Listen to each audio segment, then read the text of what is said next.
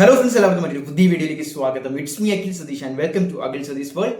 എന്തായാലും ഓപ്ഷൻ രജിസ്ട്രേഷനൊക്കെ തുടങ്ങിയ സമയത്ത് ഒരുപാട് വിദ്യാർത്ഥികൾ നമ്മുടെ ഇൻസ്റ്റാഗ്രാം വഴി കമന്റുകളും മെസ്സേജുകളും അയച്ചതാണ്. സർ, കൃത്യമായിട്ടൊരു പ്ലാനിങ് കിട്ടുന്നില്ല, ഇപ്പോഴും ഏതൊക്കെ തരത്തിൽ ബ്രാഞ്ചുകളെയും കോളേജുകളെയും അടുക്കി വെക്കാൻ സാധിക്കുന്നില്ല, ഏതിന് പ്രയോറിറ്റൈസ് ചെയ്യണമെന്ന് അറിയില്ല, സി ആണോ ഇ സി ആണോ നല്ലതെന്ന് അറിയില്ല, അതുപോലെ തന്നെ സിവിൽ മാത്രമല്ല സി എസ് ആണോ ഇലക്ട്രിക്കൽ ആണോ നല്ലതെന്ന് അറിയില്ല. ഇപ്പോഴും വിദ്യാർത്ഥികൾ ഒരുപാട് കൺഫ്യൂഷനിൽ നിൽക്കുകയാണ്. ഇങ്ങനെയൊക്കെ പറയുന്നവരോട് നിങ്ങളുടെ ഇൻട്രസ്റ്റ് ആണ് ഏറ്റവും വലുത് എന്ന് ഞങ്ങൾ ആവർത്തിച്ച് പറയുന്നുണ്ട്. പക്ഷേ ഈ ഒരു സമയത്ത് നിങ്ങളുടെ കയ്യിൽ ഈ ഒരു ഫയൽ ഉണ്ടായി കഴിഞ്ഞാൽ വളരെയധികം ഉപയോഗകരമാണ്. എന്തെന്നല്ലേ, നമ്മുടെ കേരളത്തിലെ തന്നെ KTUവിന്റെ കീഴിലും കേരള യൂണിവേഴ്സിറ്റിയുടെ കീഴിലും മറ്റ് MG യൂണിവേഴ്സിറ്റിയുടെ ഉൾപ്പെടെയുള്ള കീഴുകളിൽ വരുന്ന എല്ലാ കോളേജുകളുടെ ലിസ്റ്റും, അതുമാത്രമല്ല ഓരോ കോളേജുകളിലും എത്ര സീറ്റുകൾ ഓരോ ബ്രാഞ്ചിനും ഉണ്ട് എന്ന് ഒന്നുകൂടി പറയാം.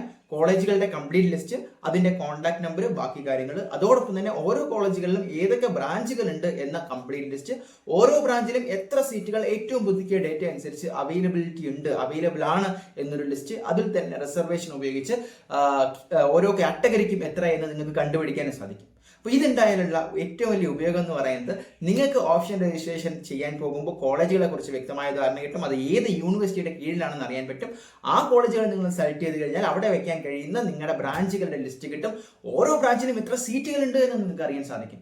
ഇത്ര സ്പെസിഫിക് ആയിട്ട് നിങ്ങളുടെ മുന്നിലേക്ക് ഒരു ലിസ്റ്റ്, ഇത് പലർക്കും ഒരു പക്ഷേ നിങ്ങളുടെ കയ്യിൽ ഉണ്ടാകും. കാരണം നമ്മൾ ഇതിന് മുമ്പും വീഡിയോ ചെയ്താണ്. ഇനി അഥവാ ഈ അവസാന സമയത്ത് ഓപ്ഷൻ രജിസ്ട്രേഷൻ ചെയ്യുമ്പോൾ അക്ഷയയിൽ പോവുകയോ അല്ലെങ്കിൽ സ്വന്തം ലാപ്പ് ഉപയോഗിച്ചോ സിസ്റ്റം ഉപയോഗിച്ചൊക്കെ ചെയ്യുന്നവരുടെ മുന്നിലേക്ക് സ്റ്റക്കായി നിൽക്കുന്നുണ്ടെങ്കിൽ, കൺഫ്യൂസ്ഡ് ആയി നിൽക്കുന്നുണ്ടെങ്കിൽ ഈ ഒരു ലിസ്റ്റ്, ഈ ഒരു PDF നിങ്ങൾക്ക് വളരെയധികം ഉപകാരപ്പെടും. നിങ്ങൾ ചെയ്യേണ്ട മറ്റൊന്നുമല്ല. അപ്പോൾ നമ്മുടെ ഡിസ്ക്രിപ്ഷനിൽ നമ്മുടെ ഇൻസ്റ്റാഗ്രാമിന്റെ അക്കൗണ്ടിന്റെ ലിങ്ക് കൊടുത്തിട്ടുണ്ട്. ജസ്റ്റ് ഫോളോ ചെയ്യുക. നമ്മുടെ കമന്റ് ബോക്സിൽ വന്ന് ഈ PDF ആവശ്യപ്പെട്ടാൽ മാത്രം മതി, ഞങ്ങൾ അത് നിങ്ങൾക്ക് അയച്ചു തരും. അപ്പോൾ കൃത്യമായിട്ട് അത് നോക്കി നിങ്ങൾക്ക് കാര്യങ്ങൾ മനസ്സിലാക്കാം. ഇനി അങ്ങോട്ട് ഇതുവരെയും ഓപ്ഷൻ രജിസ്ട്രേഷൻ ചെയ്യാൻ വയ്ക്കാത്തവർക്കും അത് നോക്കിയിട്ട് ഇനി എന്തെങ്കിലും ചേഞ്ച് വരുത്തണമെന്ന് ആഗ്രഹിക്കുന്നവർക്ക് 16-ാം തീയതിക്ക് അകത്ത് എഡിറ്റ് ചെയ്യാനുള്ള ഓപ്ഷനും ഉണ്ട്. അപ്പോൾ ഈ വീഡിയോ കാണുന്നവരിൽ താല്പര്യമുള്ള, ഇത്തരത്തിൽ കൺഫ്യൂസ്ഡ് ആയി നിൽക്കുന്ന, സ്റ്റക്കായി നിൽക്കുന്ന എല്ലാ വിദ്യാർത്ഥികൾക്കും ഈ ഒരു ലിസ്റ്റ് കയ്യിൽ വേണമെന്ന് ഞങ്ങൾ ആഗ്രഹിക്കുകയാണ്. അത് ഓൾറെഡി നമ്മുടെ കീം പ്രോസ്പെക്ടസിലേക്ക് ഉണ്ട്. ഇൻ കേസ് ആരെങ്കിലും മിസ്സാക്കിയിട്ടുണ്ടെങ്കിൽ ഞങ്ങൾക്ക് മെസ്സേജ് അയച്ചാൽ മതി, ഞങ്ങൾ അയച്ചു തരും. ഫോളോ ചെയ്തിട്ട് ജസ്റ്റ് ഒന്ന് മെസ്സേജ് അയക്കാൻ ശ്രമിക്കുക. സോ ഇത് വെച്ച് ഓപ്ഷൻ രജിസ്ട്രേഷന് അതിശക്തമായിട്ട് മുന്നോട്ട് പോകാം.